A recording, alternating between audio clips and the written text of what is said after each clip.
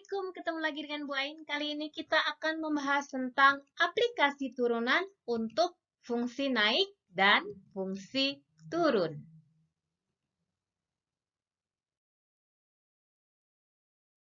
Tujuan pembelajaran kita pada hari ini diharapkan nanti setelah kalian mengamati video pembelajaran ini, kalian mampu memahami keterkaitan antara turunan dan fungsi naik serta fungsi turun, serta kalian mampu menentukan dan memecahkan masalah yang berkaitan dengan fungsi naik dan fungsi turun. Coba kita amati pergerakan lumba-lumba berikut ini.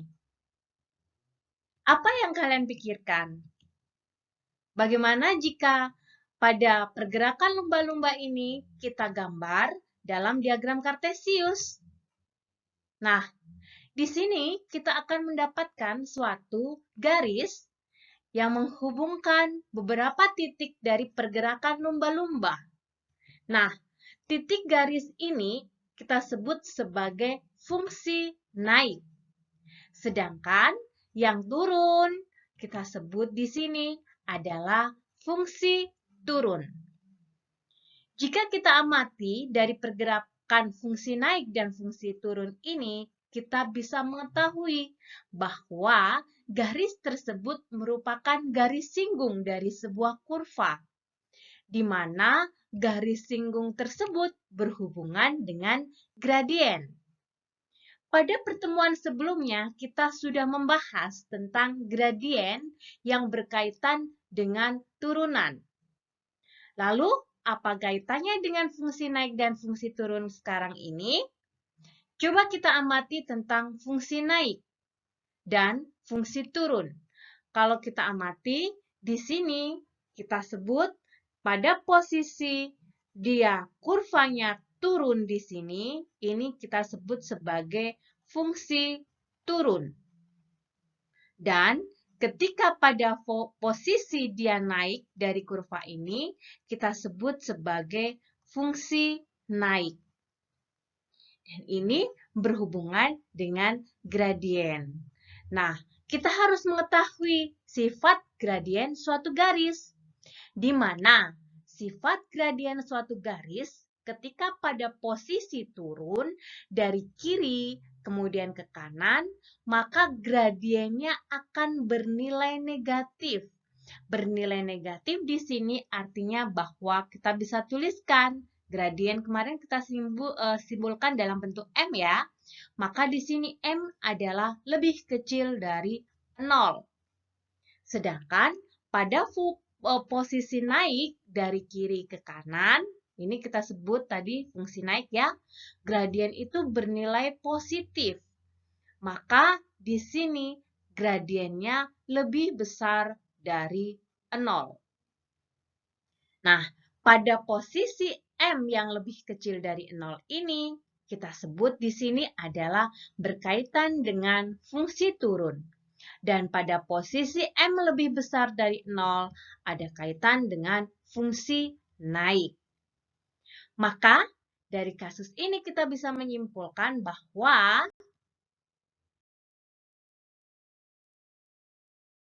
kita mengingatnya terlebih dahulu bahwa gradien garis singgung pada suatu kurva di titik A, B adalah turunan pertama kurva tersebut. Jadi, M adalah turunan pertama. Kalau di sini simbolnya Y di sini turunan pertama untuk X-nya kita ganti dengan A. Nah, itu adalah gradien. Maka, kita gambarkan dari grafik tersebut bahwa ketika dia fungsi naik, maka turunan pertama terhadap fungsi tersebut lebih besar dari 0.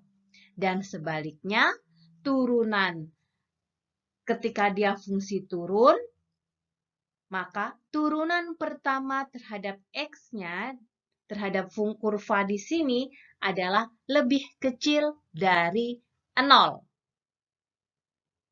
Maka kita bisa membuat kesimpulan seperti ini, bahwa yang disebut fungsi naik jika turunan pertamanya lebih besar dari 0, dan fungsi turun jika turunan pertamanya lebih kecil dari 0. Kerjakan latihan soal berikut ini. Yang diminta adalah fungsi naik dan fungsi turun. Kita bagi di sini, kita cari fungsi naik dan fungsi turunnya. Fungsi naik di sini kita buat di sini dan di sini adalah fungsi turun. Nah, kita tahu tadi bahwa yang disebut fungsi naik adalah turunan pertama lebih besar dari 0. Sedangkan pada fungsi turun adalah turunan pertamanya di sini lebih kecil dari 0. Nah, selanjutnya berarti kita harus cari turunannya. Turunan daripada fx adalah kalau fx-nya sama dengan x pangkat 3 min 3x kuadrat min 15, maka turunan pertamanya di sini adalah, ingat, pangkat taruh depan, pangkat dikurangkan 1. Jadi di sini 3x pangkat 2 min 3-nya tetap, pangkat taruh depan, pangkat dikurangkan 1. 2 dikurangkan 1 tinggal 1, tidak perlu kita tulis. Konstanta turunannya adalah 0. Jadi di sini ini adalah turunan pertama. Atau kita bisa tuliskan bahwa turunan pertamanya adalah 3x kuadrat min 6x. Sekarang kita cari untuk fungsi naiknya, di mana turunan pertama di sini harus lebih besar dari 0. Jika bentuk seperti ini, kalian bisa menyederhanakannya. Boleh disederhanakan, dibagi dengan 3 saja. Yang disederhanakan adalah koefisiennya saja. Nah, di sini disederhanakan kita bagi dengan 3. Kalau dibagi 3 menjadi x pangkat 2 min 2x lebih besar dari 0. Setelah itu diapakan? Kita faktorkan. Kita cari pemfaktorannya menjadi seperti ini. Nah, ingat bentuk pertidaksamaan atau penyelesaian kasus pertidaksamaan. Maka di sini ada 2 buah titik pembuat 0, yaitu x di sini sama dengan 0, dan di sini adalah x min 2 yang sama dengan 0, sehingga x sama dengan 2. Jadi, ada 2 buah titik. Nah, dari 2 buah titik ini untuk pertidaksamaan yang paling mudah adalah dengan menggunakan garis bilangan. Buat garis bilangannya, di sini ada 0, di sini ada 2. Bulatannya ini adalah bulatan kosong karena dia tidak ada sama dengannya pada pertidaksamaannya. Maka kita buat bulatan kosong. Selanjutnya, karena bentuk ini adalah bentuk pertidaksamaan kuadrat, itu lebih mudah. Kita hanya perlu mengamati nilai A daripada koefisien X kuadratnya. Berapa nilai koefisien X kuadratnya? Koefisien X kuadratnya bernilai positif. Maka kita awali dari kata plus, min, plus. Nah, selanjutnya, karena di sini kasus pertidaksamaannya adalah lebih besar, maka HP-nya adalah yang berada di wilayah positif. Jadi, HP-nya berapa? HP-nya di sini, X-nya kurang dari 0, karena dipisah dikasih kata atau. X-nya lebih besar dari 2. Lebih kecil dari mana? Posisi ini semakin ke sini semakin ke arah kiri semakin kecil. Sedangkan semakin ke arah kanan untuk 2 di sini semakin besar. Maka kita sebut X lebih besar dari 2. Nah, logika yang sama juga untuk turunan, hanya fungsi turun, hanya saja dia ini turunan pertamanya lebih kecil dari 0. Nah, kita tahu tadi ya, sudah kita hitung bahwa turunan di sini adalah nilainya 3x kuadrat min 6x. Tapi karena fungsi turun, maka dia lebih kecil dari 0. Langkahnya sama. Kita boleh membagi dengan koefisiennya. X-nya jangan dibagi ya, hanya koefisiennya saja. Agar nanti tidak salah biar nampak nilai daripada X-nya. Sekarang kita bagi dengan 3 di sini, maka menjadi X kuadrat min 2, X lebih kecil 0.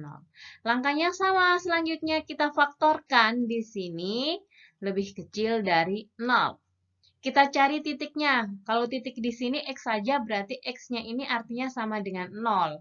Kalau di sini artinya X min 2-nya yang sama dengan 0, sehingga kita punya X sama dengan 2. Sama ya? Sama, selanjutnya pun sama, yaitu kita buat garis bilangan. Garis bilangan yaitu untuk titik 0 dan titik 2. Langkahnya sama, karena masih pertidaksamaan kuadrat, kita cari koefisien dari X kuadrat, yaitu yang positif, berarti diawali dari plus, min, plus. Hanya saja karena dia berbicara lebih kecil, maka HP-nya adalah yang posisi negatif. Maka di sini, himpunan penyelesaian di sini adalah X-nya ada di antara angka 0 dan 2. Karena ada di tengah-tengah, maka kita buat bentuknya X-nya antara 0 dan 2. Nah, yang disebut selang atau interval dari fungsi naik yaitu HP ini. Fungsi turun berarti intervalnya pada HP yang satunya. Mudah ya?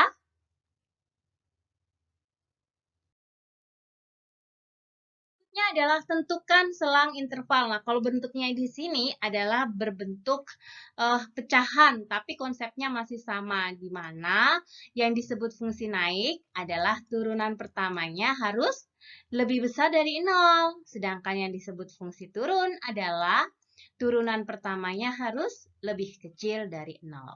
Maka yang harus kita lakukan adalah kita mencari turunannya ini. Nah, kalau bentuknya adalah pecahan, maka perlakukan dia dengan cara menurunkan secara pecahan. Ingat rumus U per V, di mana di sini kita buat yang disebut U adalah X kuadrat plus 3 dan V di sini adalah X min 1. Maka turunan di sini sama dengan berapa?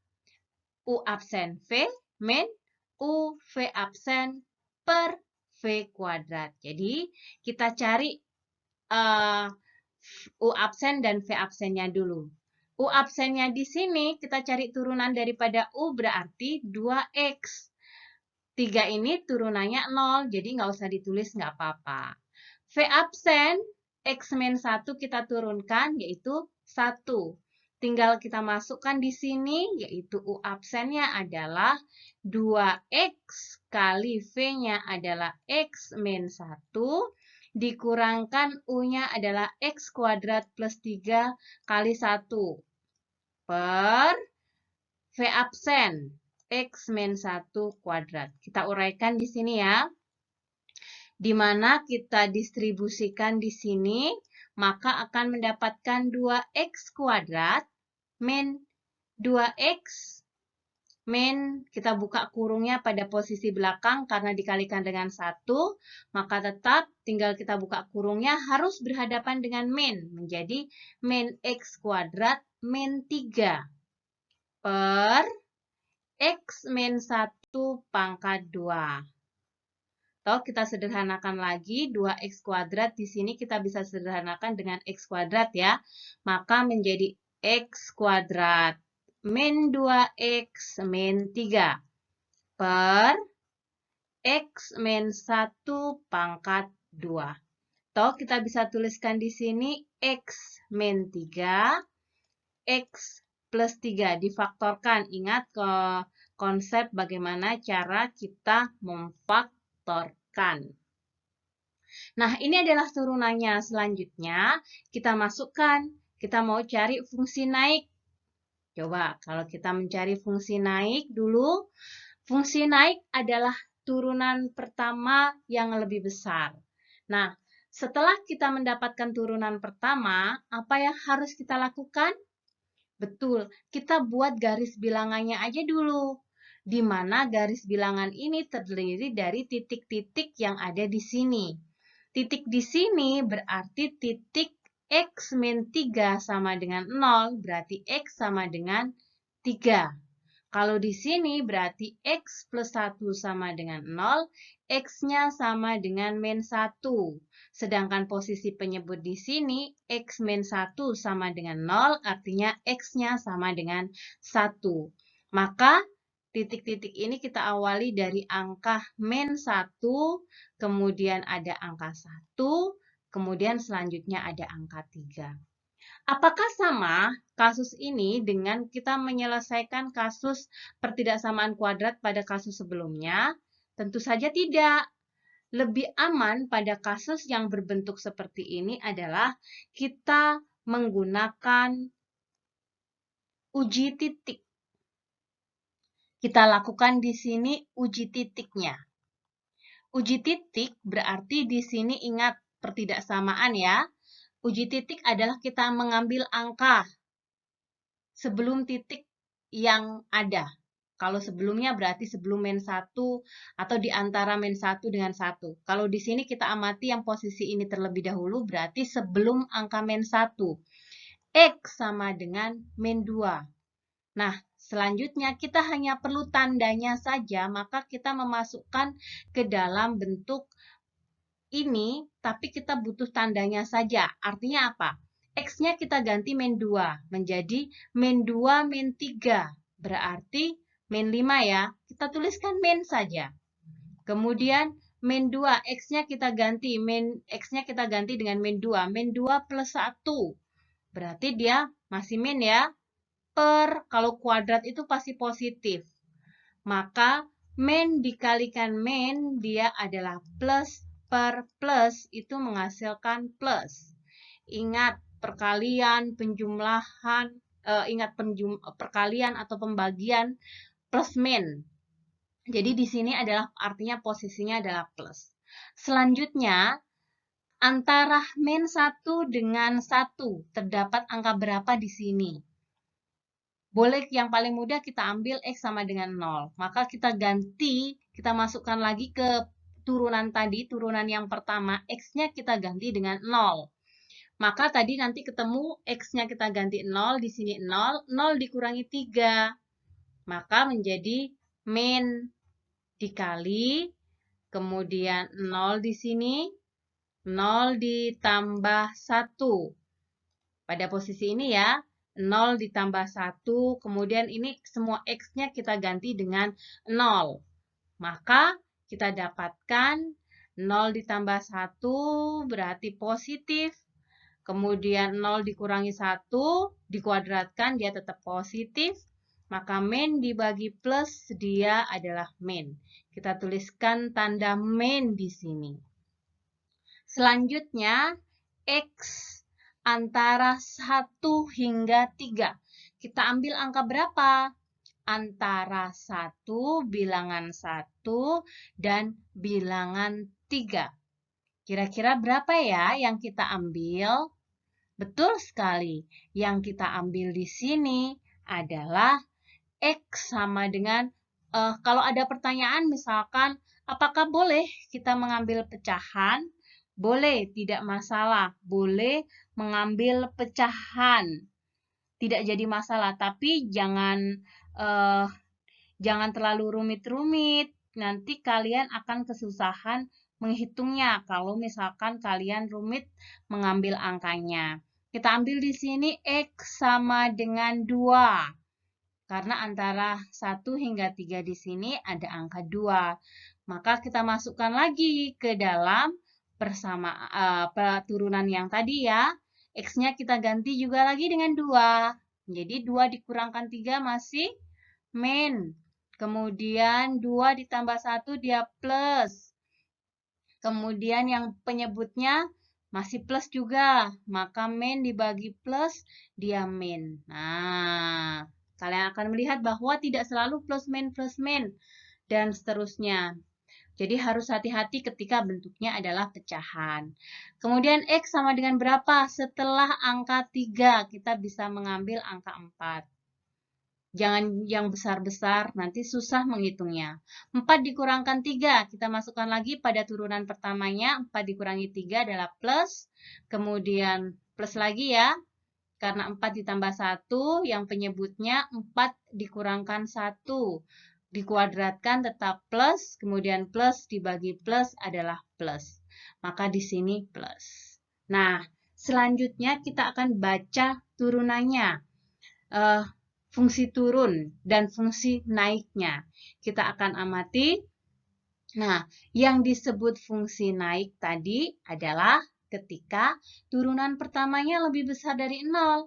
Kalau lebih besar dari 0 artinya yang positif. Nah, kita artikan bahwa pada interval berapa dia? Pada interval X-nya kurang dari min 1. Karena dipisahkan, kasih kata atau X-nya lebih besar dari 3. Amati ya, di sini lebih besar dari 3 dan yang X-nya kurang dari min 1. Selanjutnya kita amati fungsi turunnya. Kalau di sini fungsi turunnya berarti berapa ya? Kita amati untuk fungsi turunnya. Fungsi turun di sini karena dia lebih kecil, turunan pertamanya lebih kecil, maka wilayahnya yang terletak yang di negatif ini, tapi hati-hati jangan langsung karena dia dipisahkan. Jadi kita baca masing-masing. Bacanya seperti ini. X-nya antara min 1 hingga 1 atau X-nya antara 1 hingga 3. Atau kalian boleh menuliskannya dalam bentuk kata-kata seperti ini. Fungsi turun terletak pada interval antara min 1 hingga 3. Di sini X hingga 3. Tapi X-nya tidak boleh sama dengan 1. Ini bahasa yang sama. Jadi boleh yang atas, yang biru tadi, atau yang merah ini. Silahkan, tergantung option yang disediakan. Oke.